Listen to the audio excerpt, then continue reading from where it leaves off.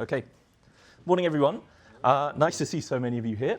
So my name's Rob. I am a physics lecturer based mostly at Royal Holloway, University of London. And today we're going to talk about black holes. So the history of black holes is pretty interesting. And for the most part, it traces out the history of our understanding of gravity. So, these objects are some of the most dynamical and fascinating and counterintuitive and still mysterious objects that we know of in the cosmos.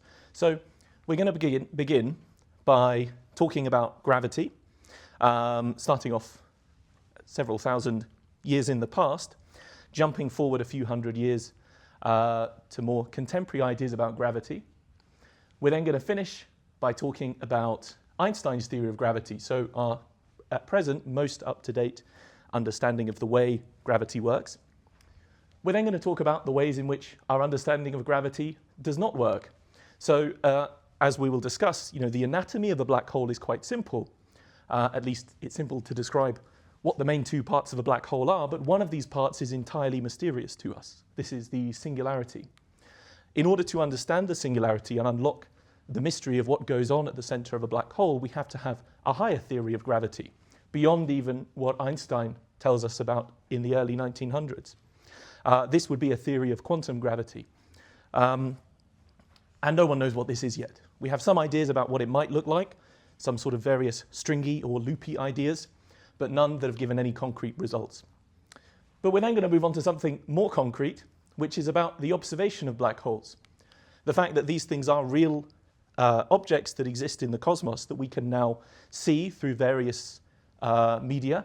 We see them through the ripples they create in space-time when they merge through what we call gravitational waves. We see them in the radio frequency through the Event Horizon Telescope, which has managed to capture real images of a black hole. There are numerous ways that we have observed black holes. These are no longer objects of just theoretical consideration. These are real objects in astrophysics, real things in the universe. We're then going to talk about some of the particularly bizarre properties of black holes, most notably the way in which they change the observed passage of time. So if any of you came to last week's lecture, we spoke about how motion affects the passage of time. Moving clocks tick at a different rate to stationary clocks. The same is true for black holes. A clock very close to a black hole ticks at a different rate to a clock very far from a black hole. So these are, in a sense, natural time machines. We're then going to talk about something extremely theoretical about black holes. As if it wasn't theoretical enough already, we're going to talk about how black holes might eventually die and the process by which this happens. Extremely slowly, completely undetectable to us currently, but nonetheless, a mechanism we have quite a lot of confidence in, not just because it comes to us from Stephen Hawking, but because it fits in very nicely with what we know about gravity, what we know about particle physics as well. Both ideas have been tested extremely thoroughly, okay? And we should have lots of time for questions as well. So I'm very happy, as usual, to take questions throughout, but we should have time for discussion at the end as well. Okay, so something new I'm doing. So here I've got a QR code, which you're free to scan if you like. It won't take you anywhere dodgy, I promise. It will take you to this Google Doc where I've included some links that I'm going to reference throughout the talk. So if you want to go and check some of these links afterwards, you can open this up. And then they'll be there on your phone or your device, whatever you open it with, okay? Additionally, on this set of links, which I'm going to come back to at the end, there's a survey. So if any of you have been to a few of these, it would be nice if you could leave a feedback survey for ways I could improve these talks in the future. And there's also a space where you can fill out perhaps recommendations if there are other things you'd like us to talk about, okay? Okay. So we're going back all the way to the 4th century BC, to Aristotle. So gravity as a term, oh, you can come in. Please come in. It's okay. Okay, that's okay. So gravity as a term has existed for a very long time, but the way that the ancient Greeks understood this term was as a sort of innate property that different kinds of matter had. The 4 classical elements of earth, air, fire, please come in, fire and water Earth and water are described as having the property of gravity, where they naturally want to become closer to the Earth, closer to the ground, or they will fall down. And things like fire and air are described as having levity, the sort of opposite property of gravity. That means they want to be as far away from the ground as possible. They want to go up into the heavens. Now, obviously, this is not the way we understand gravity today, but this is the origin of the term gravity. Moving forwards several hundred years, we go to Johann Kepler in the 1600s. So Kepler, by making observations of the motions of the planets, came up with 3 laws of planetary motion. So, prior to Kepler, we have Copernicus, who first posits the heliocentric model. So this is the idea that the planets, including the Earth, orbit around the sun, replacing the geocentric model, in which scientists and philosophers believe that the Earth was the center of the universe, and the stars sort of floated around us and the sun floated around us, which naturally is what you might think. If you don't grow up with any prior knowledge of this and you wake up on the Earth one day and you see things moving around you, why would you assume you're not the center of the universe? It's quite a natural thing to think. But Copernicus manages to figure out that there are inconsistencies with the geocentric model that make no sense. The fact that sometimes planets and stars appear to change direction, due to the motion of the Earth and their relative motion of those planets around the sun, which can only be explained if everything orbits the common center of the sun. But Copernicus's model has problems. He assumes that things orbit along perfectly circular tracks, which is not the case. As we will see, Kepler replaces this idea with his model of planetary motion. So he replaces the idea that Copernicus has about perfectly circular orbits around the sun with his first law of planetary motion, which tells us that planets move along elliptical paths, which is a sort of squashed circle, which has these 2 points here that we call foci, that are kind of like the center of the ellipse, but obviously there's 2 and they're offset. Geometrically, ellipses have been studied for an extremely long time, back to the 4th century BC in ancient Greece. So he gets this from observation. He notices that the motion of the planets can only be explained if they follow an elliptical path, but it's not clear why they follow an elliptical path. He just notes that they do. His second law is quite an interesting one. The second law says that if you imagine a planet moving along an orbit, suppose you take these 4 snapshots here. So we take a snapshot in January, and we take a snapshot in February. So these are a month apart. And then several months later, we take a snapshot in June and a snapshot in July. So again, these are a month apart. Now, as long as you take the 2 snapshots an equal length in time apart, so in this case, a month from June to July and a month from January to February, the area that they sweep out, if you imagine connecting a line from the sun, from the star, to the planet, will always be the same, so long as the time is the same between the 2. So the area swept from January to February is the same as the area swept from June to July. Okay?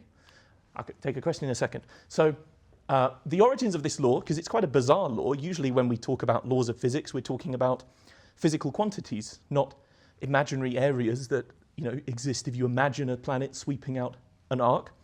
The actual physical origin of this law is the conservation of angular momentum.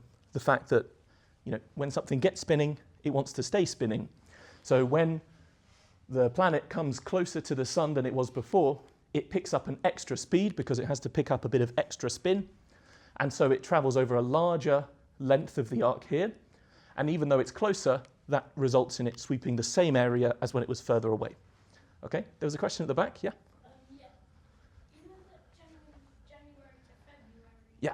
is like February only has 28 days. Yeah. And the difference between June and July is the difference between February and January. Yeah. They're slightly different. You're right. It's an illustrative example. Yeah.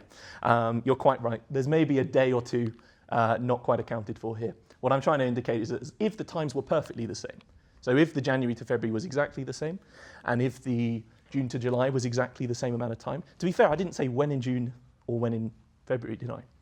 So I might be starting on the 1st and ending on the 2nd, you don't know. But if they are the same, then the areas are the same, okay? Any other questions at this stage? No? Okay. So the next law, third law. This law is sort of a bit more mathematical.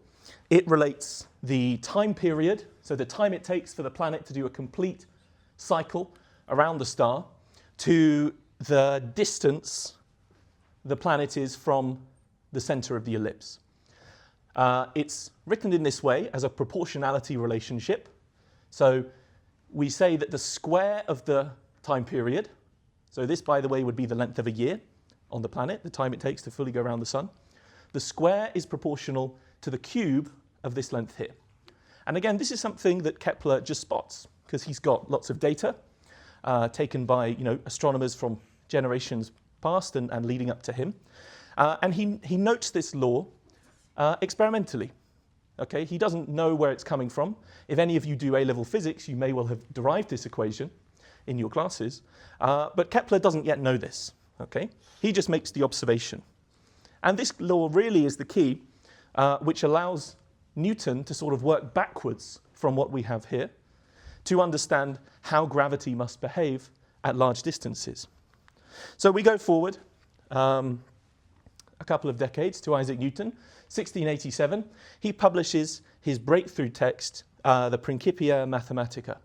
So within this text, there's a lot of stuff. So as we mentioned, I think 2 weeks ago when we spoke about Newton's laws, he publishes his laws of motion, the first law, second law, and third law. These things tend to come in threes in physics. Kepler's three laws, Newton's three laws. He publishes these, and he also outlines his law of universal gravitation. So the apocryphal story here is that he was sort of sitting under this apple tree in the grounds of Woolsthorpe Manor in Lincolnshire, where he was living, and an apple came down and hit him on the head. Now, it didn't actually hit him on the head. There's a quote on the next page I can show you from his biographer. But before I go on to that, what do we mean by universal when I say his universal law of gravitation? So when I say this, I mean that gravity affects all objects with mass, not only the heavenly bodies, which is actually a new insight that Newton gives to us. So he relates the fact that the apple falls to the ground because of gravity of the Earth pulling it down, to the fact that the moon orbits around the Earth because of the gravity of the Earth pulling the moon, and the Earth orbits the sun because of the gravity of the sun pulling on the Earth. That's where the universal part comes from. So one of his earliest biographers gives us this quote. He writes this in his biography about Newton. So he says, "After dinner, the weather being warm, we went into the garden and drank," this is tea, by the way, I'm not sure why they spell it this way, but this is how it was written. "We drank tea under the shade of some apple trees. He told me he was just in the same situation as when formerly the notion of gravitation came into his mind. It was occasioned by the fall of an apple. As he sat in contemplative mood, why should that apple always descend perpendicularly to the ground, thought he to himself." So this is a pretty contemporary account, actually, that there was an apple involved in Newton developing his theory of gravity. It didn't hit him on the head, but it was there nonetheless. And lots of cuttings of this tree still exist, by the way. This is not the original tree. The original one, I think, blew down in the 1800s. But there's actually lots of universities and campuses, even across in different countries in the US, that have clippings and grafts of this original tree. So it's a lovely idea that sort of Newton's apple tree still lives on across the world today. So at a more technical level, it's not so much about the apple. It's about Kepler's laws that allows Newton to work out his law of gravity. So he sort of works backwards. If any of you have done this in school, if you're doing your A-levels, the way you do it is you start learning about Newton's law of gravity. So you learn this equation, which I'll explain in a moment, and then you use this to prove that the time period squared is proportional to the distance cubed for an orbit, Kepler's third law. Newton has to work backwards. Not only does he have to work backwards, he has to work backwards without the maths he needs to do the calculation existing. So he observes that the planets move on an elliptical path, or rather he hears from Kepler and others that they move along elliptical paths. He sees Kepler's results, that the time period squared is proportional to the radius cubed. And then he realizes that in order to figure out how the forces are acting between the Earth and the Sun, between the Sun and the other planets, he has to invoke a kind of maths that doesn't yet exist. So he has to invent the branch of maths we call calculus, which is all about rates of change. If you think about the path of an ellipse, this is a continuous and smooth shape. So as the Earth moves around the elliptical path it takes around the sun, its distance changes continuously, its angle changes continuously, and so the force changes continuously, which means it's getting pulled in a different direction by a different amount, and that influences the way it moves. Now, the way it moves influences how much the force is pulling on it, so these things are sort of coupled, and they change continually. So he has to develop the mathematics of continuous change, which we call calculus. And by the way, he does this all before he turns 23. So, Newton's a massive nerd, but, it is absolutely fantastic that he does this. He goes a little bit crazy later on in life, starts trying to invent the philosopher's stone. But, if you've invented calculus just before turning 23, you can take a bit of time off, I think. So he derives this equation, again, by looking at the orbits of the planets. So this equation here tells us that two objects that have masses big yellow M and little blue m will pull on each other with a strength that is proportional to their masses and, crucially, inversely proportional to the square of the distance between them. Now, that means that, for example, if I double the distance separating these two bodies, by how much does the force change? Can anyone tell me? If I double the distance, what factor does the force change by? Yeah, at the back? You times it by 2. Well, You double the force. well, double the distance doesn't mean double the force. Yeah, do you? Is it half the force? Not halve it either, no. So because it's... well, it's a square. It's a square. It's basically the square root of the part. Not quite the square root. Not quite. Did you? A quarter. Yeah, 4, exactly. Yeah. Yeah, that's right. So we're doubling this thing on the denominator that is squared. So it's like you put a 2 squared on the bottom of the fraction. That 2 squared becomes a 4. So it's 1 over 4, okay?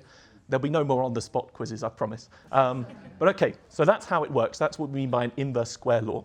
Now, the other notable thing about this equation is that this factor here, the g, so this constant bears Newton's name. We call this Newton's big G, or Newton's gravitational constant, is extremely tiny. You might remember we spoke before about this notation, the 10 to the minus 11. I'll remind you it means you've got 11 zeros, or 10 right after the decimal point. So extremely tiny number. Now that means that if you have objects that are, say, on the scale of a human body, the order of tens of kilos, you separate them by a meter squared or something, your force is going to be a billionth of a newton. Okay, so that's a billionth of how heavy it feels holding something that's 100 grams. So that's why we're not right now all sort of colliding into each other and being pulled together by gravity, because this constant at the front of the equation is extremely tiny.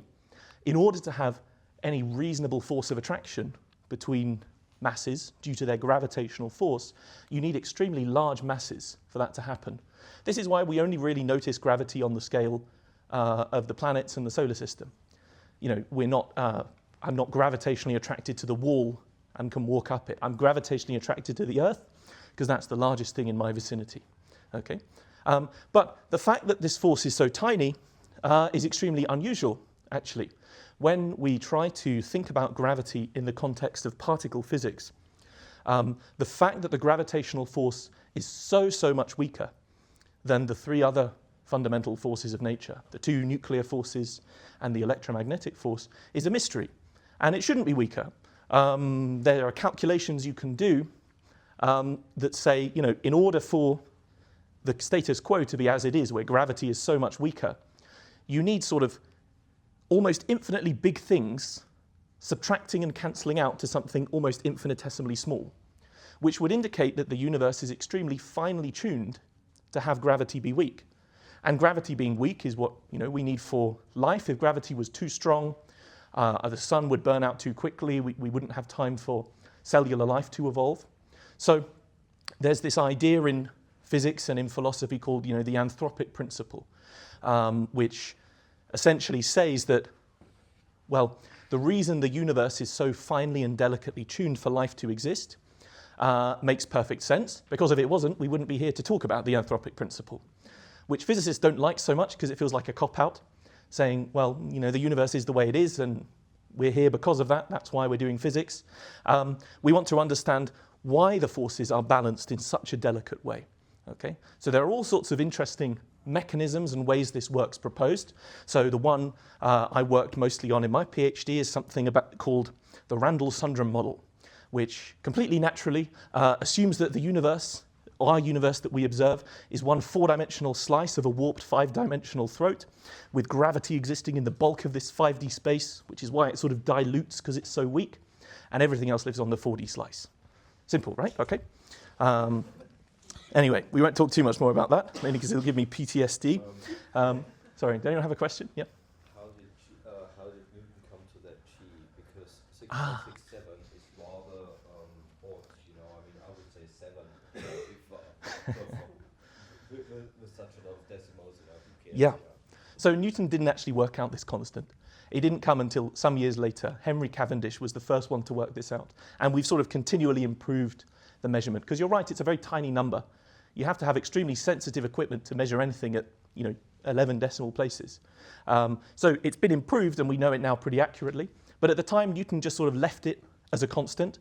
And instead what he did is he wrote the forces, for example, the force of the Earth to the moon, he wrote that in proportion to the force of the Earth to the sun. So he sort of cancelled out this constant by dividing one copy of the equation that deals with the sun by a copy of the equation that deals with the moon, for example. So he didn't worry so much about the numerical value. Okay? Any other questions at this point? No? Okay. All right. So, yeah, that's just what I was saying just a moment ago about Newton's big G being actually very weak. Okay, so a little over 200 years later, another very bright guy, a little bit older than 23, but nonetheless very bright, publishes a paper. In fact, he publishes 4 papers in 1915. For some reason, all on a Thursday. I don't know why, but every Thursday he decides to roll out these 4 pretty incredible papers. The fourth of which is called the field equations of gravitation. So this is where Einstein, building on his work from 10 years earlier, his 1905 work on special relativity, as we spoke about last week, the theory of space and time and how these things are relative and can change and transform amongst themselves. He built on this by giving his description of gravity. And this is a completely revolutionary theory of gravity, totally different to how Newton thinks of gravity as objects at a distance pull on each other by a force. Einstein's theory of gravity is entirely geometric, okay? And highly complex is the other thing. So, these equations here, you learn these in school. If you learn a little bit about gravity in your A-levels or maybe even in your GCSE, you might see a bit of this. Newton's law of gravity, you barely touch it even in a physics master's degree. It takes a long time to sort of get acquainted with these equations because they're written in such a complicated language. But we're going to justify some parts of this. By the way, this is link 1 is referred to here if you want to take a look at that afterwards. So we're going to go back to think about what we discussed last week. I think it was last week, yeah. So you might remember if you were here, we considered 2 observers, Alice sitting on the platform and Bob sitting on a train. The train passes the platform at 20 meters per second. And we're going to compare what these 2 observers, Alice and Bob, see. Okay, so Bob has a tennis ball in his hand and he's going to throw the tennis ball upwards. Okay, so first of all, if Bob travels at a constant velocity, we say that he is in what we called an inertial reference frame. That just means he's an observer who is not accelerating. He's moving at a constant speed, constant velocity, constant direction. He's not changing his speed. He's not changing his direction. The train is going along a straight track at a fixed speed. And what we said last week was that Bob can't tell whether he's stationary, at rest in the station, at rest in the platform, or whether his train is moving past the platform at a constant speed. Any experiment he does on the train when it's sat still in the station is the same as any experiment he does when the train's moving at a constant speed. okay? If there's no windows and he can't hear the engine at all, he couldn't tell, okay? So one example, one way we illustrate this is to think about what happens when he throws the ball up in the air. He throws the ball up in the air and the ball lands back down on his lap, just the same way it would do if the train wasn't moving at all, okay? So this is an inertial reference frame, non-accelerating. If the reference frame is accelerating, we remember something different happened. If the train is picking up speed, so it's going from 0 to 60, okay, then the ball, when Bob throws it up, will appear to shoot over the back of his head, okay? It's not actually that the ball is being pushed backwards, it's just that Bob, being on the train that is speeding up, going forwards, sort of catches up with the ball and goes underneath it. So it looks to him, from his point of view, that the ball is being pushed backwards, even though there's no force pushing the ball back. It's just that he's moving under it quicker than the ball goes forwards, okay? So Bob can tell when he's accelerating. There's a difference, okay? When he's accelerating, the ball lands behind him. When he's not accelerating, the ball lands on his lap. Any questions about this part so far? Does it make sense? Okay, good. So, suppose now Bob is in a rocket and his rocket is parked on a planet. So this planet, much like the Earth, has a strength of gravity of 9.81 newtons per kilogram. That just means every kilogram of mass, every kilogram of stuff you put in the gravity of this planet feels 9.81 newtons of pulling it down, okay? So if he drops the ball accelerates down, and it accelerates down at a rate of 9.81 meters per second, meaning in 1 second, it will pick up 9.8 meters per second of speed, okay? That's just how quickly it accelerates. So that's what he sees if he's on the planet that has this particular strength of gravity. Now suppose instead he's in a rocket in completely empty space, so no planets around at all, but he accelerates up. His rocket is speeding up away from whatever's down here at a rate of 9.81 meters per second. Again, that means it's picking up 9.81 meters per second of speed every second. If he drops the ball, the ship is accelerating upwards away from the position where he lets go of the ball. And so it looks like the ball falls, again at 9.81 downwards. So he can't tell the difference between these two perspectives, whether he's on a planet parked with gravity pulling him down at this particular strength, or whether he's in empty space on a rocket that's accelerating upwards.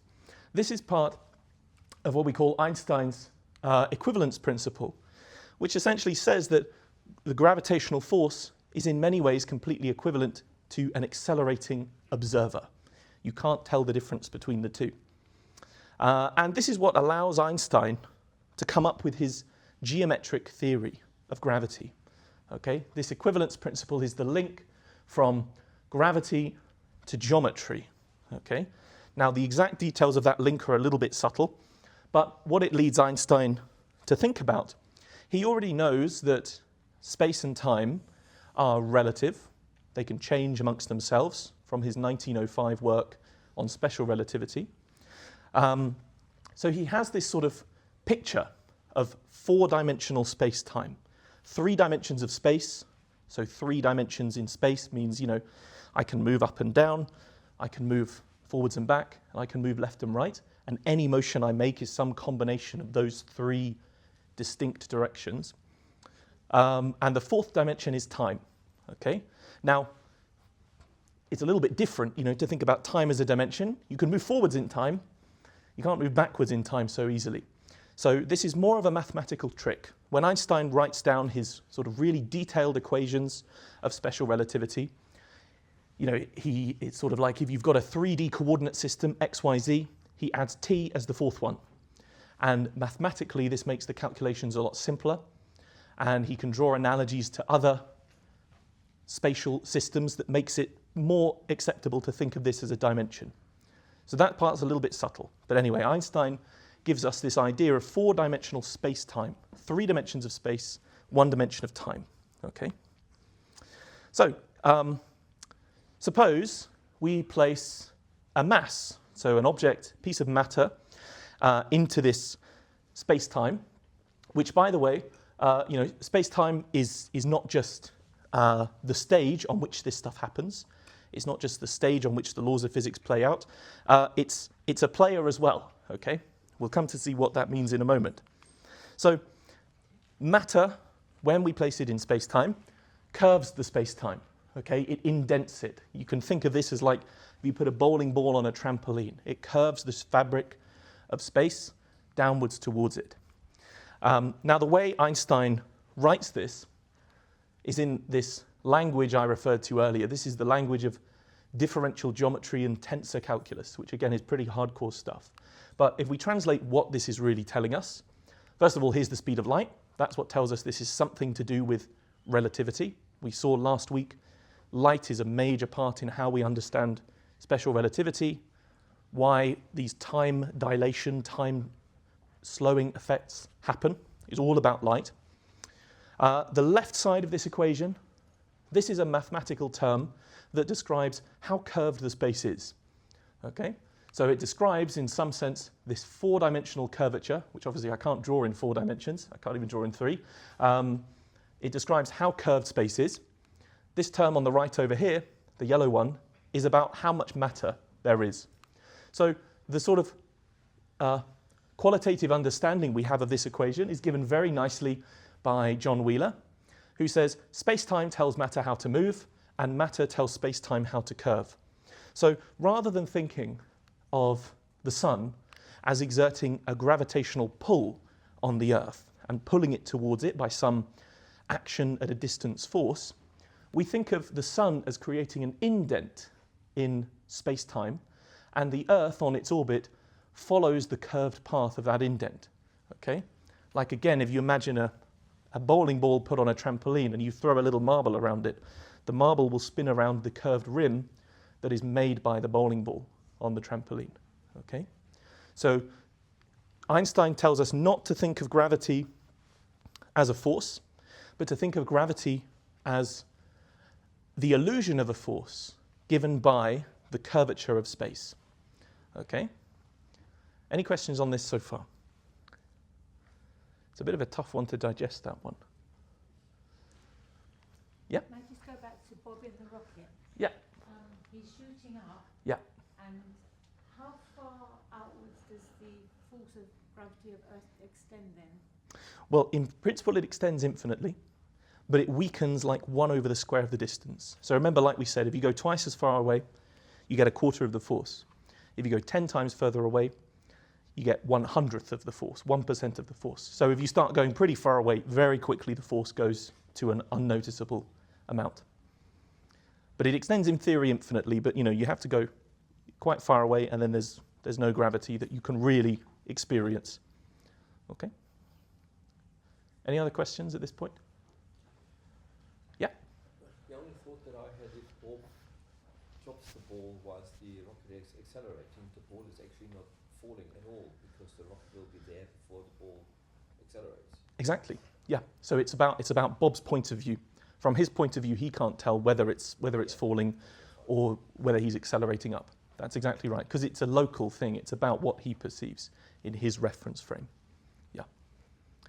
Any other questions? Yeah? If you went back to like Bob on the train, what would Susan see? Who's Susan? Do you mean Alice? I don't know what Susan sees.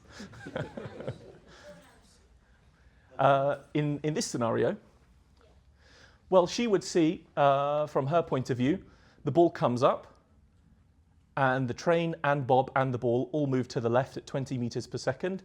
So it kind of looks to her like the ball is following a curved path like that. Okay? So it looks to her like the ball is being pushed along with a force. Okay? Any other questions at this point? Yeah.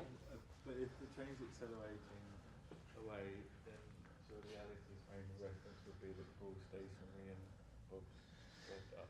No, so she would see the ball as if it was moving at a constant speed. Yeah, but the ball goes up at a point when it's constant speed. Bob's moved forward Yeah. at a faster speed. Yeah. So therefore, Alice would see the ball not move at the same speed. No, you're right. She would still see it move, but what she would see is it move to the left at a fixed speed, but she would see the train and Bob move also to the left at an increasing speed.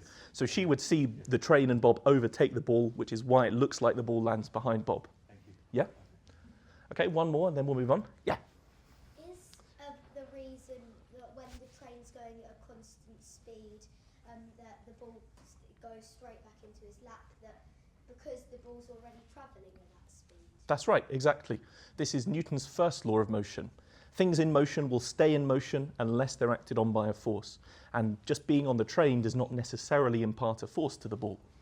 When he throws it up, it's not touching any of the walls of the train. It's not doing anything like that. No one's pushing on it. So it stays with the speed it had, at least horizontally, that it had when Bob was moving and it left his hand. Okay, vertically it is being acted on by a force because of course gravity's pulling it down, but horizontally there's no force pushing it horizontally. It just moves at the same speed it had when it left Bob's hand horizontally. Okay. All right, very good. We'll have lots more time later, I hope. Ooh, maybe not that much time actually. Okay, so one last link here. This is not one I actually really seriously recommend, but if you want to see me derive some more properties of general relativity in a little bit more detail, this is link number 2 on the links. By the way, the QR code, it's the same QR code, so you don't need to scan it every time. It's the same one from the start. I'm just telling you it's the second one, okay? Okay, so that's all very well. We've spoken about what Einstein's theory of gravity says, how he describes the motion of the planets, how he describes gravitational attraction. But we haven't really spoken about how do we know any of this is actually true.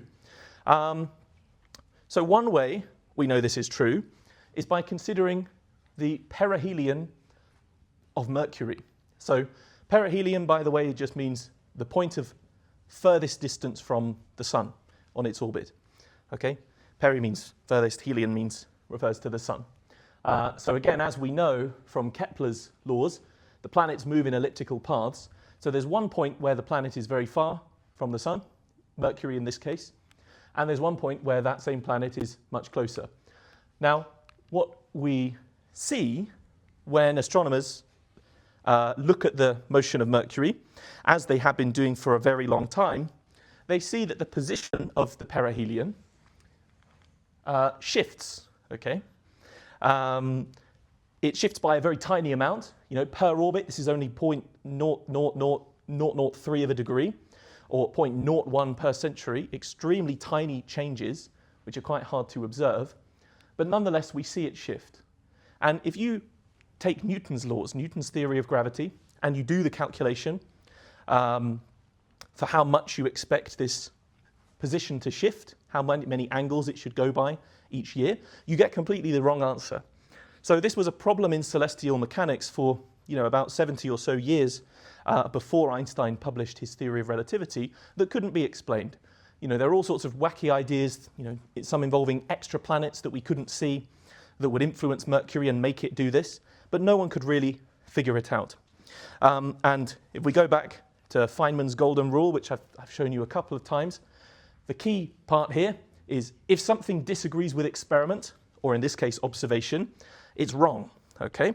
So Newton's theory doesn't explain the path of Mercury, the way Mercury orbits. That tells us something must be wrong with Newton's understanding of gravity, okay? So a new theory is needed. And Einstein, with his theory of gravity, when he does the same calculation to look at this perihelion of Mercury, he gets basically exactly the right answer. So this is, a feather in the cap for Einstein's theory of gravity. It corrects the mistake of Newton's and allows us to explain something we couldn't previously explain. Okay, another thing I actually don't recommend watching, but I'm putting it nonetheless. If you want to spend an hour and a half watching me derive this angle that it changes by, you can look at that on reference 3, okay? It's pretty hardcore, I wouldn't do it. But anyway. Okay, so this sort of begs the question, if Newton was wrong and Einstein's theory of gravity is the correct theory of gravity, why do we still talk about Newton? Why don't we dump all of the ancient copies of the Principia that we have in our ancient university libraries and just talk about what Einstein said? Well, the reason is that wrongness is a spectrum. Absolute truth is not really something we talk about in the sciences. What we talk about instead are models. So Einstein's theory of gravity is very good for some things, and it extends what Newton's theory of gravity can deal with. So Einstein's theory of gravity is what predicts the existence of black holes, which I'm aware 40 minutes in I've not yet mentioned at all. But for simpler things like, well, not that simple, like launching people into space, launching satellites, Newton's theory of gravity is perfectly good. Okay? I'm going to speed up a little bit. Okay, so head forwards to later in 1915. So very quickly after, Einstein publishes his equations of gravity that describe the way in which matter curves space-time, the way in which curved space-time influences the motion of matter. A very smart guy called Karl Schwarzschild comes up with a solution, the first mathematical solution to Einstein's equations. Because that's the thing, Einstein's equations are not in themselves a solution. They are a problem that still needs to be solved. Okay?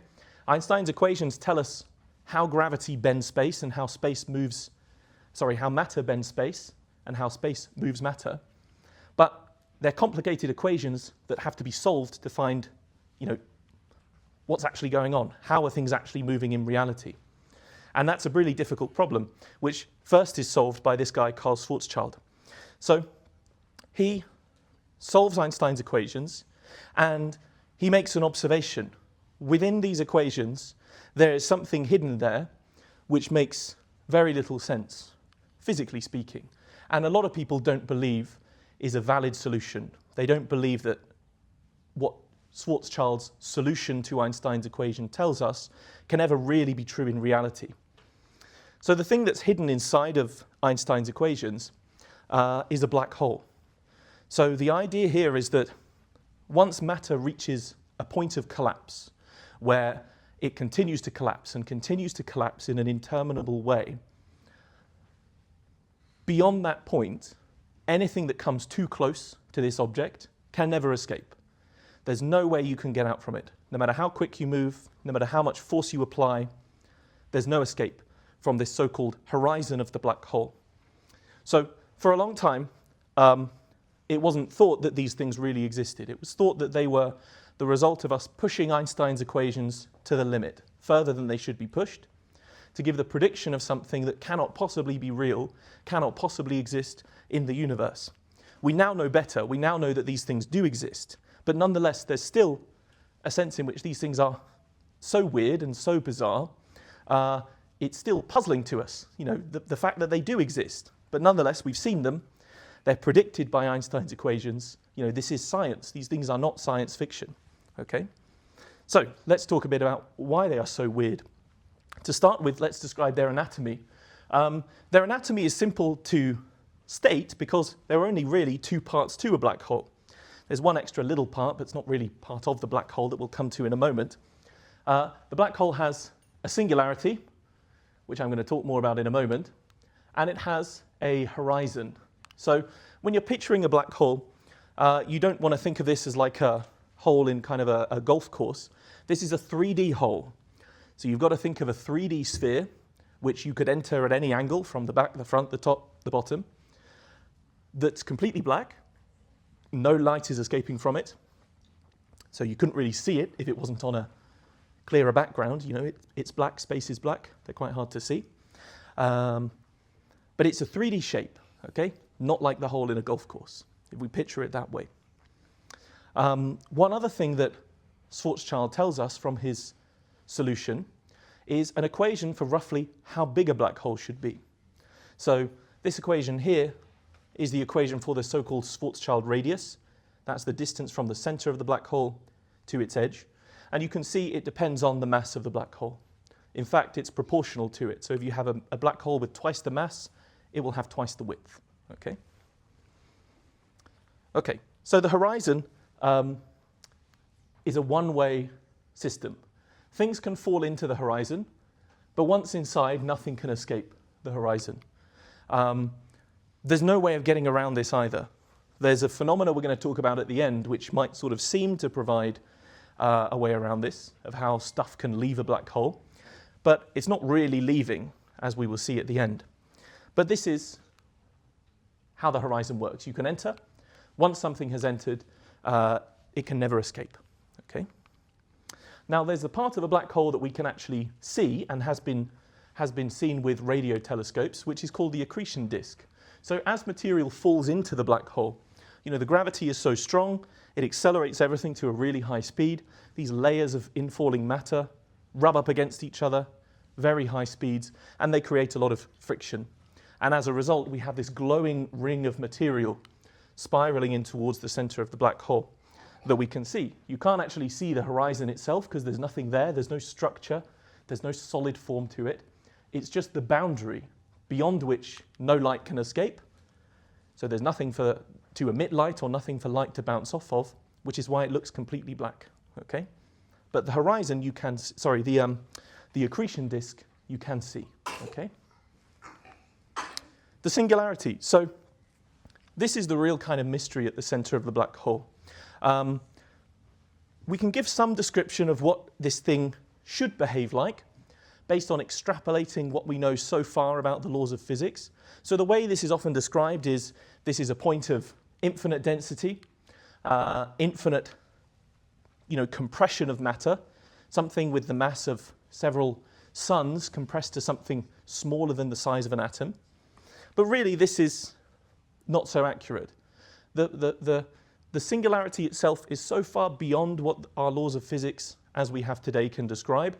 Describing it in any way is essentially futile because we're not using the right tools. We're talking a completely different language to the language the universe is speaking when we're describing singularities. Okay? So the laws of physics break down at the singularity. Now, why does this happen? Why do they break down? Well, the laws of physics, as we know them today, are supported by two principal pillars. There is quantum mechanics, the theory of the extremely tiny, which we spoke about a couple of weeks ago. This is how we describe, the motion of particles in atoms, things even smaller than an atom, subatomic particles. And we have general relativity, Einstein's theory of gravity, which describes things that are very heavy, even heavier than planets and stars, where Newton's theory starts getting a bit wobbly. Now, a black hole straddles this rather uncomfortable gap between the two. The singularity of a black hole is very tiny, which makes us think we need something related to quantum mechanics. However, the singularity of a black hole, the black hole itself, is also extremely heavy. It's something that has the mass of a star, usually 10 times greater than the mass of our own sun. So it's both very tiny and very heavy. So we need a new theory, a theory that bridges this gap between general relativity and quantum mechanics. We call this the theory of quantum gravity, but giving it a name doesn't mean we know anything more about it than that. There are various candidates, the most serious of which you may have heard of is called string theory, which describes matter in its most fundamental state, not as particles. We have proton is made up of smaller pieces we call quarks. The electron is fundamental in that you can't split it up into any smaller pieces. These particles themselves are not the sort of most tiny indivisible unit of matter. Instead, matter and the matter particles that make up our picture of particle physics are really different oscillating states of vibrating strings, which again sounds like a completely cracker's idea. Why would anyone posit this? But theoretical physics, we don't just make things up on the spot, as much as it might sound like it listening to me at the moment. This comes from a natural progression, thinking about the mathematics we have to describe the way particles interact. I mean, in a sense, there's a bit of guesswork. We fit mathematical functions to match observations, to avoid troublesome infinities that give us difficulty in our calculations. But there's a consistency as well. We have to respect certain rules.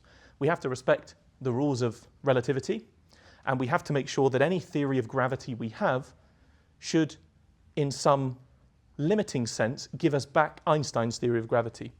In the same way that Einstein's theory of gravity, despite it being a higher, more complete theory than Newton's, if you take Einstein's theory of gravity and ask it questions that Newton's theory can also answer they should give the same answer. Because again, we can measure, how the orbit of the Earth goes around the Sun. If Einstein's theory and Newton's theory disagreed substantially on that, that would be odd. And we'd have to see, well, which one agrees more with the observation. Okay? So the higher theory should come down and also reproduce the lower theory. So in the same way, this theory of quantum gravity should come down and reproduce the classical theory of gravity that we get from Einstein. Okay? But that's still not much of a constraint. There's lots of different theories that give us the same simpler theory, but the point is we don't know which is the higher one, which is the true, more complicated theory. This is sometimes called the swampland problem in quantum gravity. But anyway, we'll get off track on that. So we have to talk a little bit about where black holes come from to understand some of their properties. So black holes come from stars that have run out of fuel. So stars are sort of a perpetual struggle between the force of gravity that tries to collapse the star down at all times, tries to squash the star down to a point, and the thermal heat from the nuclear fusion at the center of the star that tries to explode the star outwards. And for most of a star's life, these two forces are in balance. The pull of gravity squashing in and the explosion of heat forcing out.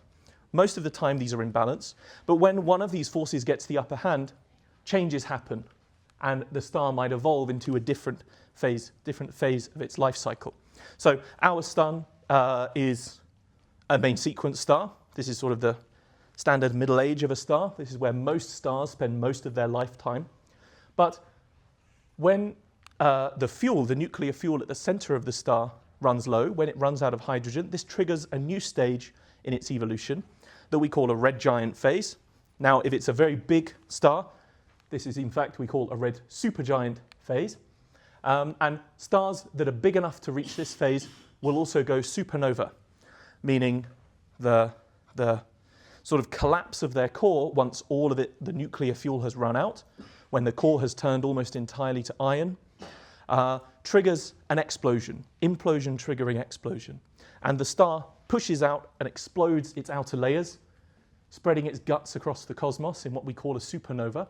And if the star is large enough, it leaves behind a dead core we call a black hole. Now, there are other kinds of dead cores that stars leave behind. So our sun will not go supernova, it's not big enough, but it will eventually die, and once it turns to a red giant, those outer layers will expand away, and it will leave behind something, but the something it leaves behind is called a white dwarf star, which again it's not burning, it's not making new energy, it's just slowly cooling, very, very hot with all the residual heat from the sun, but not making new heat, just emitting it and cooling down. A little heavier than that, you get something called a neutron star, which is even more dense, made almost entirely of neutrons. And heavier than that, you get the ultimate end state, a black hole, okay? Where the collapse can't be halted. The core collapses, but it can't bounce back, okay? There's too much matter, too much gravity. It collapses perpetually down to this singularity that we don't understand, okay? So when Schwarzschild works out his solution to Einstein's equations, and he predicts the existence of these so-called singularities and a horizon shielding those singularities in what we call a black hole, it's not thought that these things can actually exist. Because when he's working out the maths behind these things, he has to make a lot of assumptions about the matter field being perfectly spherical, everything being very smooth, and everything being set up in just the right way that things will fall inwards, perfectly inwards, okay? Which is not realistic, because obviously the universe is quite a messy place. Nothing is set up in that super nice way to form a perfect, spherically symmetric object. So it's some years later where these two guys, Hawking and Penrose, Roger Penrose and Stephen Hawking, develop their singularity theorems, which prove that not only in this ideal perfect case can black holes form, can singularities form, but they can form in a more messy environment too. The setup doesn't have to initially be perfectly distributed. You can have messy clouds of matter that will still form black holes. And again, this is quite challenging the way they do this. They have to think about Einstein's laws of gravity, but in a so-called topological way. It's a much more challenging theorem to prove. So, where do we find black holes? Well, one place we find black holes is at the center of every galaxy. Every large galaxy we can see has a supermassive black hole at the center, which, by the way, is a black hole up to about a billion times the mass of the sun. So extremely heavy, massive object. It's thought that these things are crucial to the way that galaxies form and the way that galaxies evolve in ways that we don't really understand that well at the moment. They also lead us to some of the most violent objects in the cosmos, which we call quasars. So a quasar is a kind of active galactic nucleus. So as I say, all galaxies have a supermassive black hole at the center. Remember we spoke about the accretion disk and this inspiraling matter. Well, if there's enough of it, this matter not only generates a lot of heat, but it generates, very large electrical currents. It generates massively strong magnetic fields, and so we get these bursts of sort of gamma rays and X-rays coming from the poles of the quasar, which are again one of the ways we know black holes exist. We detected these X-rays coming from quasars before we knew that quasars were black holes. But then we managed to figure out that the only way these things could possibly behave the way they do is if they are a form of super energetic black hole with lots of material falling in. Okay. Another way we know black holes exist outside of quasars is by looking at the ripples they make when they collide. So, detected in 2015, announced in 2016, was the first detection of gravitational waves.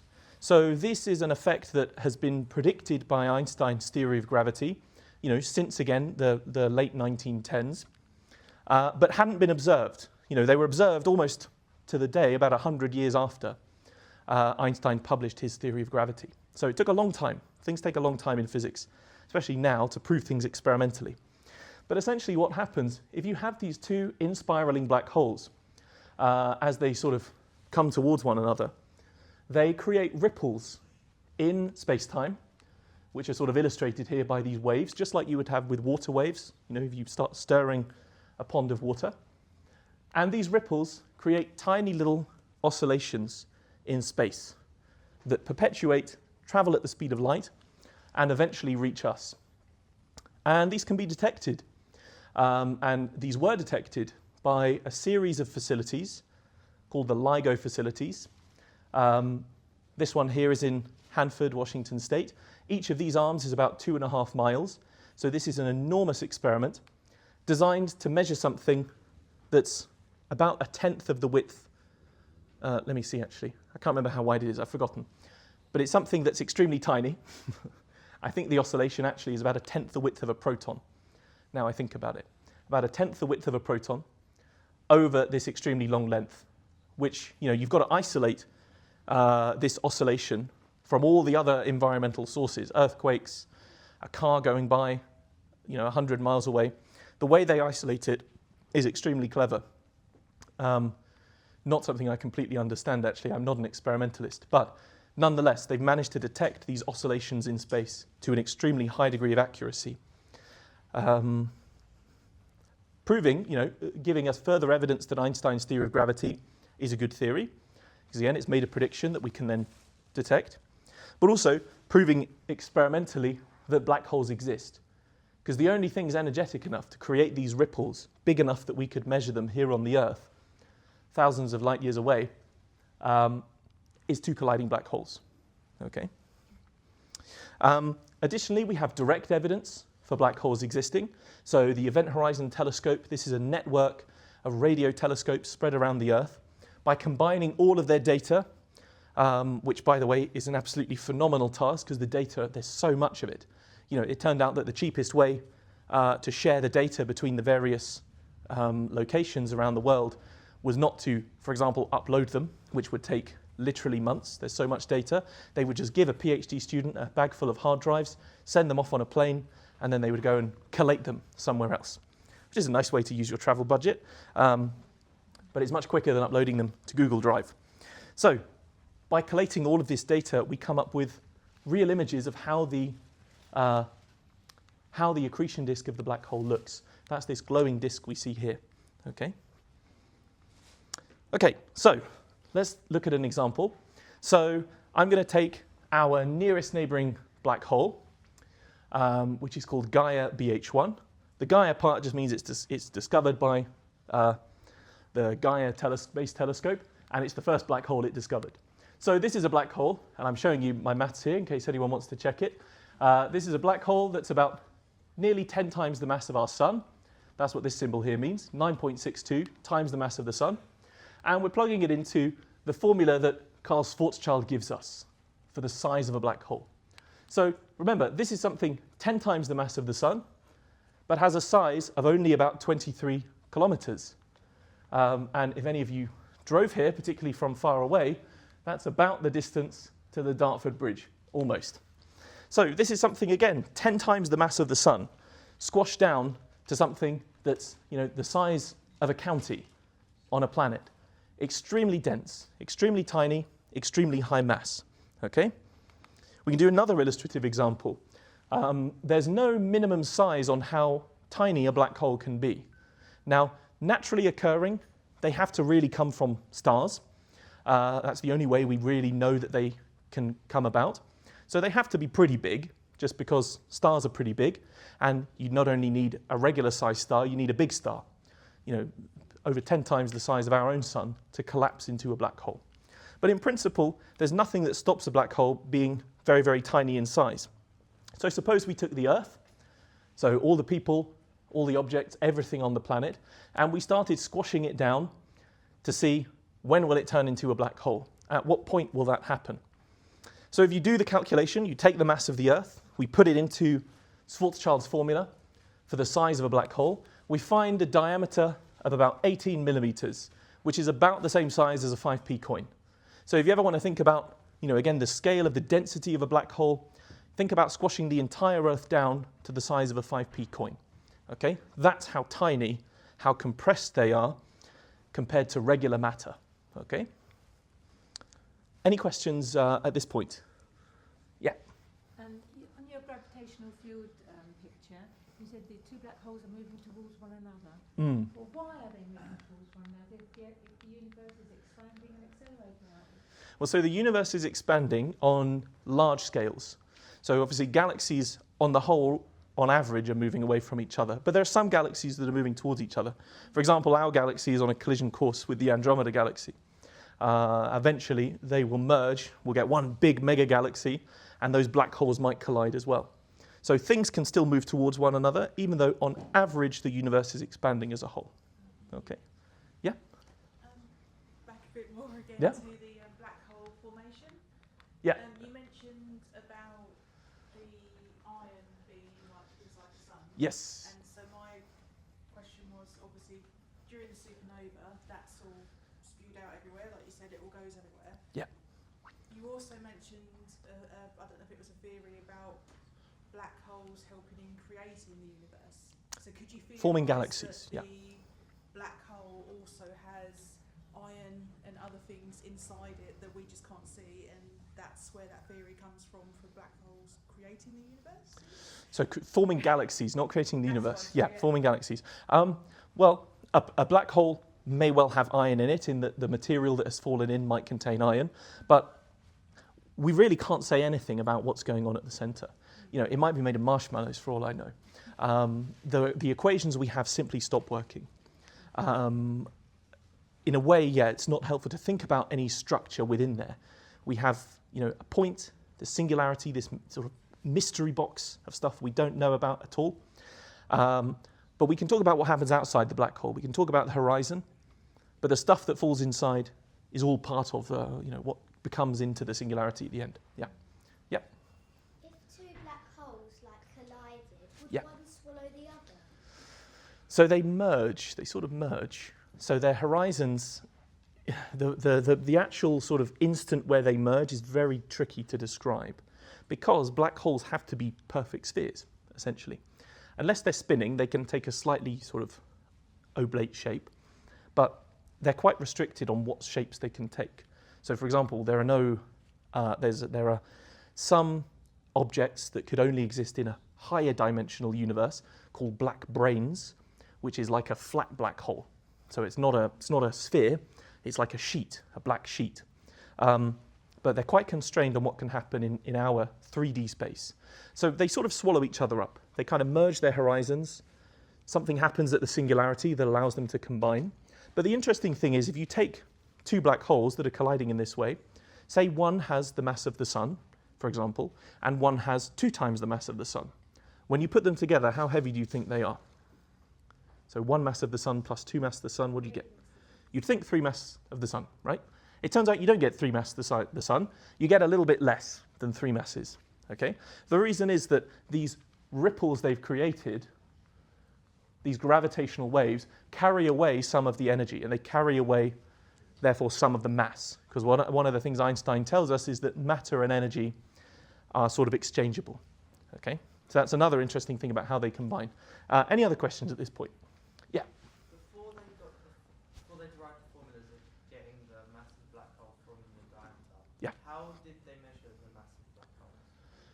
Well, the formula came before any measurement. We got the formula before we knew they existed. So there was no measurement of the mass of a black hole. So remember, the way it happens is Einstein has his equations of gravity. Schwarzschild solves the equations of gravity. He comes up with a prediction for how, I don't know where I wrote it, I've forgotten. He comes up with a prediction for how large the black hole would be, given its mass. But this is still decades before we even see black holes, detect them in any way, and it's decades before people seriously believe them to be a real kind of physical object. It's Hawking and Penrose that first lead us to believe that black holes actually could be real objects in the cosmos, which I think they do, I think in the early 70s. Yeah, early 70s. But obviously Einstein's theory of gravity is 1915.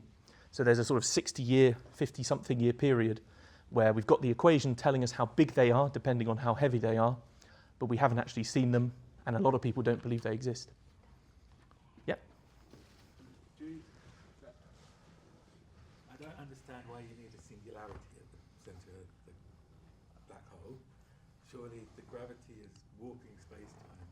That warping of the space-time would then mean that light can't exit anyway? So the singularity is the source of the warping. So the mass of the material in the centre is causing gravitation. But that is the singularity. The singularity is where all the matter ends up. Well, from one point of view, it's where it all ends up. What we'll see when we speak in detail about falling into a black hole is that from some people's point of view, nothing ever falls into a black hole, somewhat counterintuitively. But that's a slightly different thing. So yeah, the singularity is necessary based on the equations. So the Schwarzschild solution has this monster locked in it, this gravitational singularity, coming from the collapse of matter infinitely. You can't avoid it. It's a problem. If we could get rid of them, that would be something, that'd be a good thing, because a singularity is, some people describe this is like where God divides by 0. It's a mathematical error. It's something that tells us your theory has taken you as far as you can go and no further. Yeah, does that make some sense? Yeah. I've been a bit concrete in my thinking, but technically they're not holes. It's a mathematical black hole, isn't it? Because we don't have the formula, but you described them earlier as objects, and we sort of talk about matter going into them. So, are they holes? They're a 3D hole. So we do believe there's nothing in them as such. We don't know what's in them. That's not something we can describe. The thing we know that's inside them, which again we give a name to, we call it the singularity. But the singularity is, this is a term borrowed from mathematics that just means the equation has broken. There's something going on inside, this thing we call the singularity. It's commonly described as this point of infinite density, but that's really an extrapolation, because you start off with a star, something very heavy, you end up with something very tiny. Where has that matter gone? It must have collapsed to the center. But we can't really describe what it's made of, what's going on in there. It's a part where the matter is broken, essentially. Yep. This might not be how it works, but in theory, if you had two black holes that were around the same size, and they merged, would they double in size? They wouldn't quite double. They would have slightly less than double, because some of that mass is lost when they radiate gravitational radiation. They gravitate these gravitational waves. Yep. So you've said that a couple of times. So if the edge of the black hole is the event horizon of which nothing can escape from, Yeah. and yet when they merge together, nothing should be able to escape, so they should therefore, and yet you're describing that something is escaping from the event horizon. Right. It's more like as they spiral in, they are creating these ripples as they move. It's not so much the ripples are coming out from within them, it's that their motion as they spiral in creates the ripples as they come together. Yes, but if the extremis of the black hole is the event horizon, Yeah. which nothing escapes from, Yeah. I get the fact that you're talking about the ripples in space-time there. Yeah. But if nothing is escaping from that, how do you end up with a smaller sum? Ah, okay. Well, yeah, that's the slightly complicated part. Yeah. So this description of two black holes colliding will, if you think about it carefully, when I talk about what's going to happen when someone falls into a black hole, will seem incongruous with that. Because what I'm going to say is that if you're looking at someone fall into a black hole, you never see them actually enter the black hole. Now, if you apply that to a black hole, if you're a black hole falling into a black hole, you never enter the black hole. Well, then how do they ever merge? The difficulty is that these two things are both extremely strong sources of gravity. So some of the assumptions, the modeling assumptions we make when we think about a smaller mass falling into a black hole begin to fail. So the whole process of two black holes colliding is very complicated. And it's not a problem we can solve on pen and paper. You know, they have enormous supercomputer arrays designed to solve these equations numerically, to work out how the curvature changes and how their horizons merge and how they radiate these ripples of gravitational radiation. But it's not coming from within the black hole. It's about the curvature between them is where the energy comes from. It's a tough one. We're going to move on or else we're going to run out of time, okay? So perhaps the most puzzling property of black holes is that they are natural time machines. So as we spoke about last week, if any of you were here, we spoke about how motion changes the passage of time. So too does proximity to a black hole. In fact, not just to a black hole, to anything that creates a curvature in space. Anything that has a mass that bends space-time will change the way that clocks tick. So suppose we have two observers. We've got person 1 and we've got person 2. Person 1 is very close to the black hole. Person 2 is very far from the black hole. Now, these two people, if they synced up their watches, before person 1 approached the black hole, their watches will disagree when they come back and reunite with one another. The person that is closer to the black hole will experience less time than the person that is far from the black hole.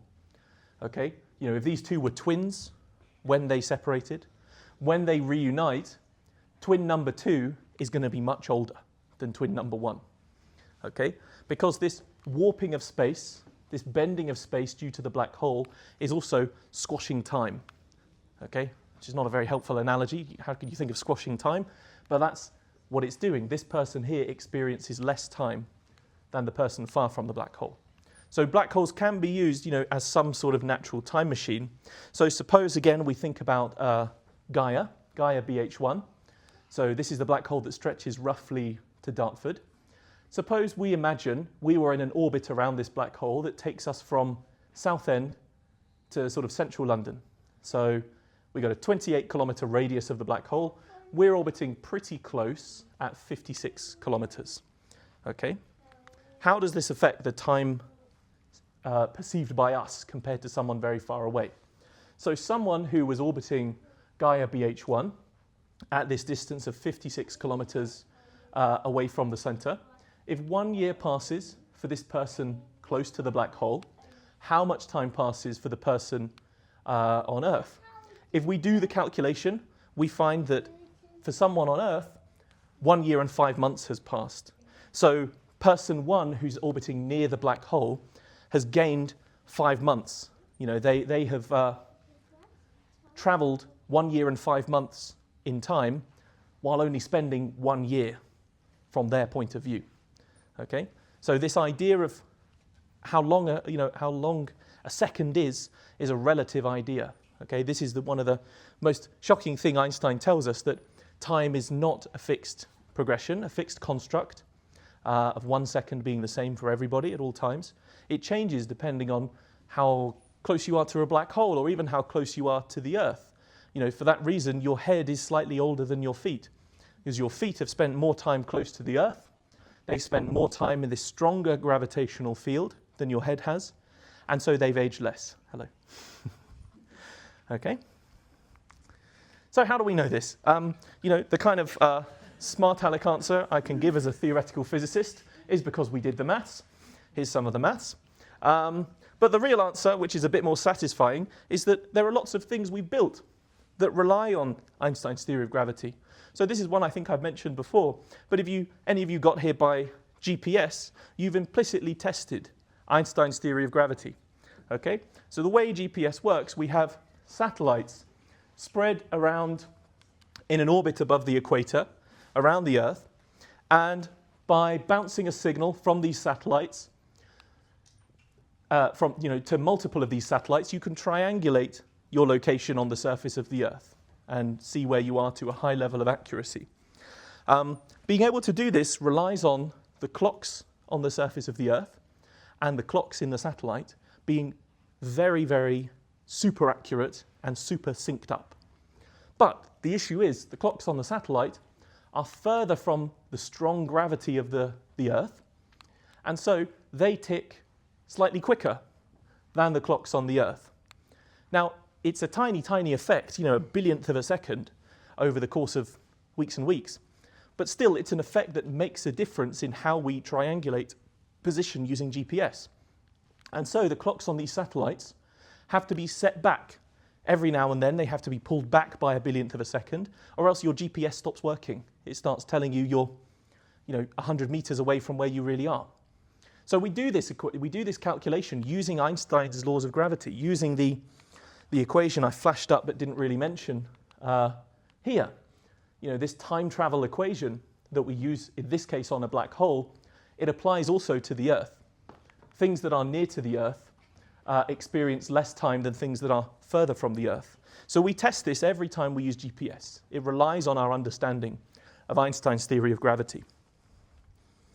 So let's talk a little bit about two people around a black hole. So we have person A, who is going to watch what happens, and person B, with his silly orange face and red hat, who's about to be pushed into a black hole. And we're going to compare how their observations differ. So, person B, pushed into the black hole. What are they going to see? So first of all, let's think about what person A sees.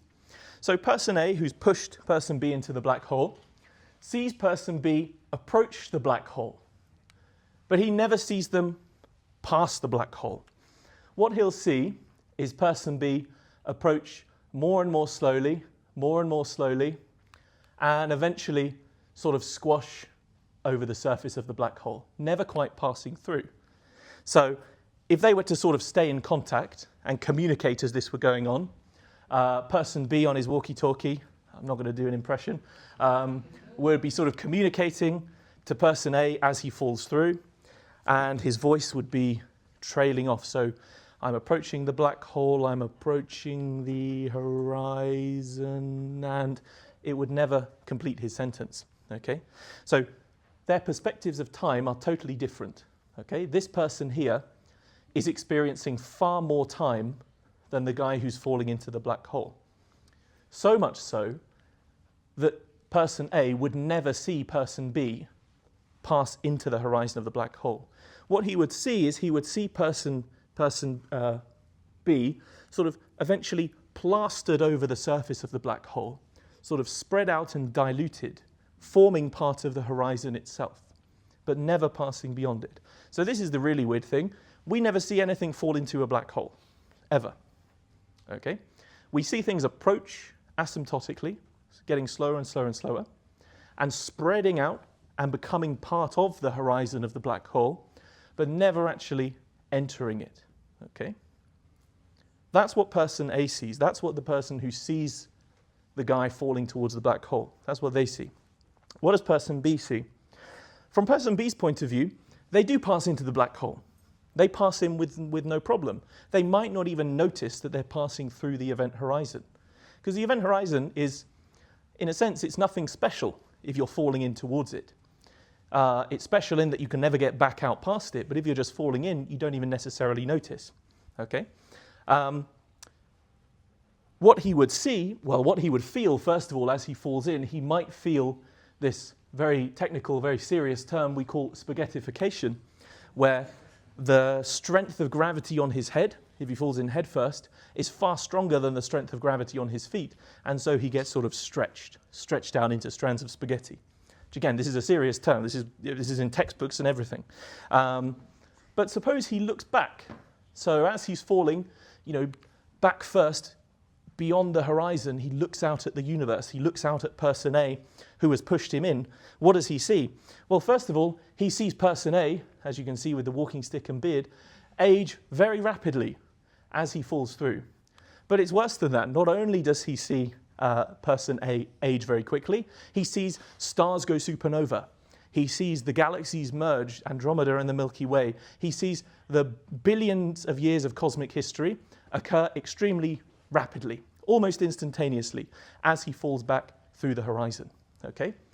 Their passages of time are completely different.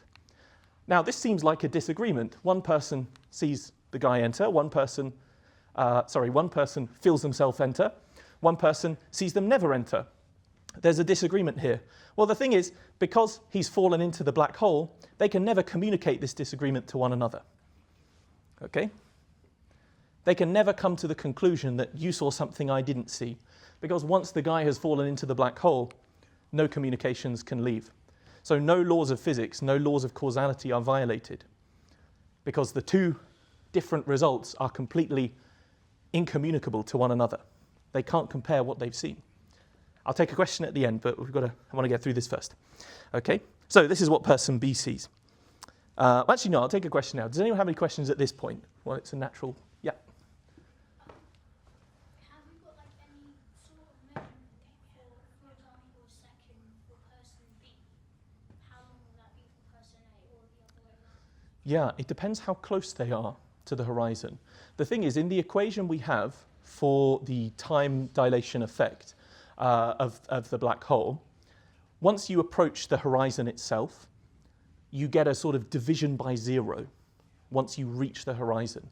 Now that means that 1 second for the guy who's falling into the black hole would be an infinite amount of time for the guy outside of the black hole. But again, we kind of expect this might be where the equations are going a bit awry. So it might not be, completely infinite, but it's going to be a lot of time. There's a massive speeding up. Okay? Hello. Okay. Right. Let's talk a little bit about the death of black holes. So I have to include this picture. This is a 19-year-old me with some friends from university with Stephen Hawking. Now, we've said, obviously, that black holes, nothing can escape them. Nothing can come out from beyond the horizon. However, there's a kind of cheat around this. There's a way that we can sort of steal a bit of matter from the black hole. Now, this comes to us from Stephen Hawking, and it relies on two crucial branches of physics. So it relies on, first of all, quantum mechanics, and it relies on special relativity. So, do you want to go sit down? That might be a better view there. Okay, so first of all, where does the quantum mechanics come in? So quantum mechanics, as we spoke about a couple of weeks ago, sorry, I lost my train of thought. One of the key results of quantum mechanics comes to us from Werner Heisenberg as his so-called uncertainty principle. So one way we can write this uncertainty principle is to say that energy and time, their uncertainties, are linked to one another. So if you know how much energy is in a system very well, you know not at all how long that system can hold on to its energy. Okay, now this is a really this is a quantum mechanical result. There's no real kind of classical analogy to this. One way of thinking about this is to say we can borrow energy from the vacuum, from empty space, as long as you don't borrow it for very long. Okay? The next result comes from special relativity. This is the sort of equivalence of energy and matter. Energy and mass are interchangeable. You can sort of buy matter by spending some energy. You can destroy matter and create a lot of energy. This is the law of physics that tells us why the stars shine. It's the law of physics that heralds the nuclear age of nuclear power, a very positive thing, nuclear weapons, a less positive thing. So it's an extremely powerful equation. And when we combine these two things, we come up with a new theory, our most accurate theory of how the world works to date, that we call quantum field theory. And if you want to listen to the lecture I gave on this a couple of weeks ago, that's link number 5. This theory has been tested to extremely high levels of accuracy, okay, in the way it predicts the way that subatomic particles interact with one another. Okay? Now, one conclusion from quantum field theory is that matter particles and antimatter particles can sort of spontaneously pop into existence, as long as they don't pop into existence for very long. We can borrow matter from empty space, as long as we return it back to nothing very quickly. So the universe is kind of filled with this fizz of subatomic particles and subatomic antiparticles, the antimatter equivalents, popping in and out of existence. So you start with nothing, you produce your 2 particles, they annihilate, and you go back to nothing. So thanks to Heisenberg, we can borrow this energy, borrow this matter from the universe, as long as we don't borrow it for very long. And it goes back to nothing in the end. Now, this is happening everywhere, and it's also happening, of course, around the surface of a black hole, around the event horizon of a black hole, these so-called quantum fluctuations of matter particles popping in and out of existence. But suppose this process happened so close to the horizon of a black hole that one of these particles fell in and the other one managed to escape. Okay? So, in a way, this seems like the black hole has managed to cheat nature. We started off with nothing, we've swallowed one of the particles, and now one of the particles is escaping. Okay? They're not managing to cancel back out and annihilate to produce nothing. But you can't cheat nature. The fact that the black hole has allowed for this extra particle to be created means it has to lose a bit of its mass as well. It has to pay that debt.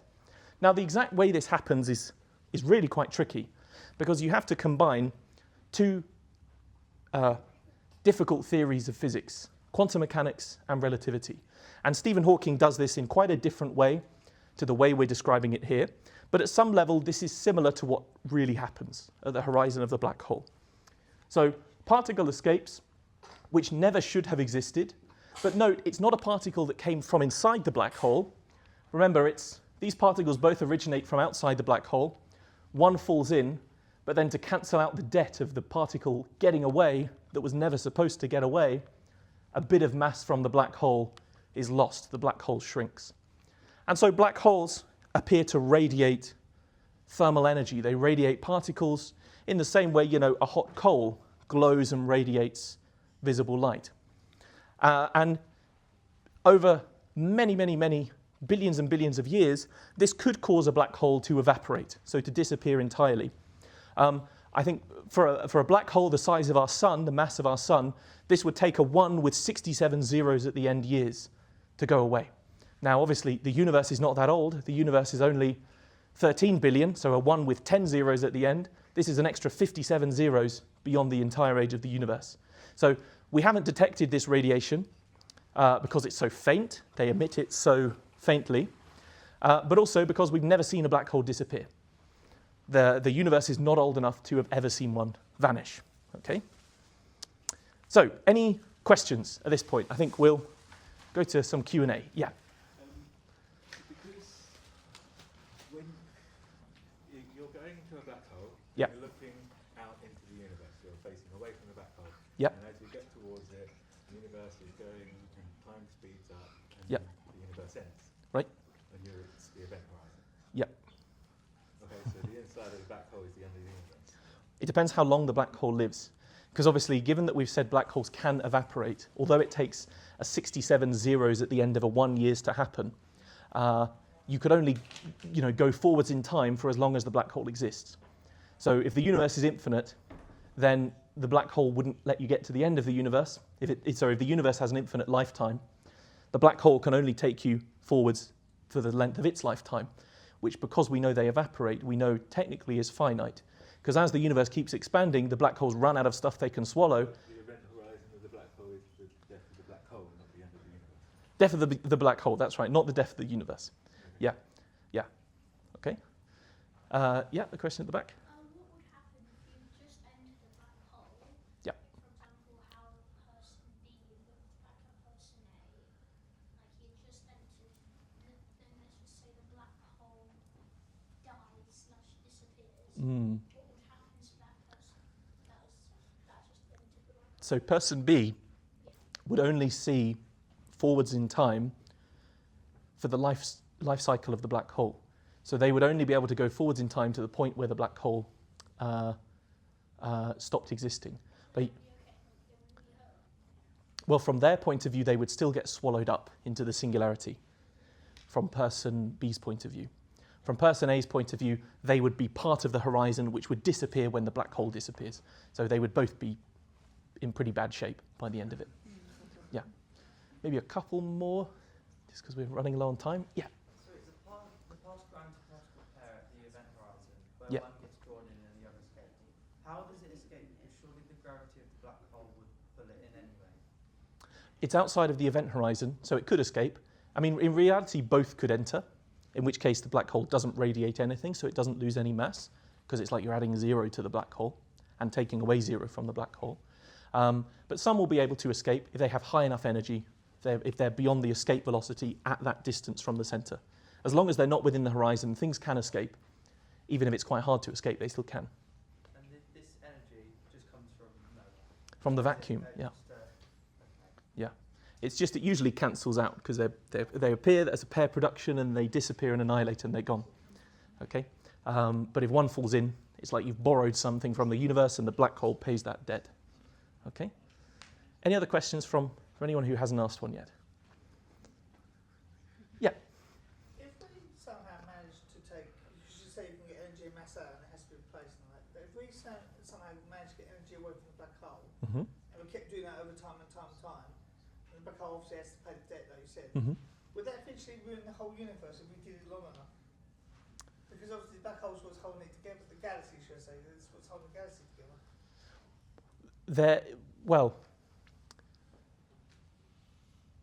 The galaxies will die far before black holes die.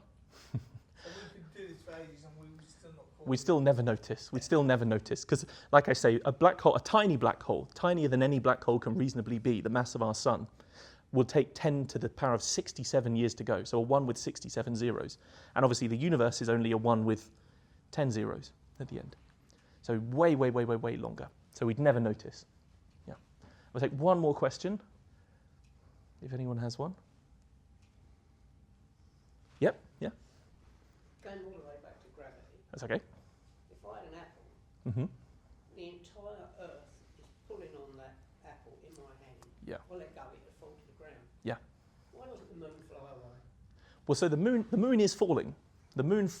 Well, okay. So the moon has a much larger mass than the apple. So as a result of that, it feels a bigger force.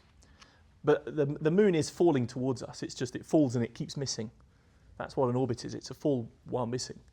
But you raise an interesting point, though. I mean, another way of thinking about your question is you're able to defeat the force of the entire Earth pulling down on the apple. Yeah, I'm stronger than you. Exactly. Well, yeah, that's one way of looking at it. If I think of a fridge magnet, the magnetic force of your fridge pulling on a fridge magnet is enough to defeat the force of the whole Earth pulling down on that fridge magnet, which again is part of the mystery I mentioned of why is gravity so weak. It's unnaturally weak compared to the other forces. And this is something as particle physicists we try and understand, because it makes no sense to us at the moment. Okay? I think we'll have to end there just because we're going to run out of time. So last of all, there's again another link to the QR code. If you want to complete the survey I mentioned at the start, it'll be much appreciated. If you want to look at the lecture notes I've been going through, these are on my website, which again you can find on the QR code link. But thanks very much for coming. We'll leave it there. Okay.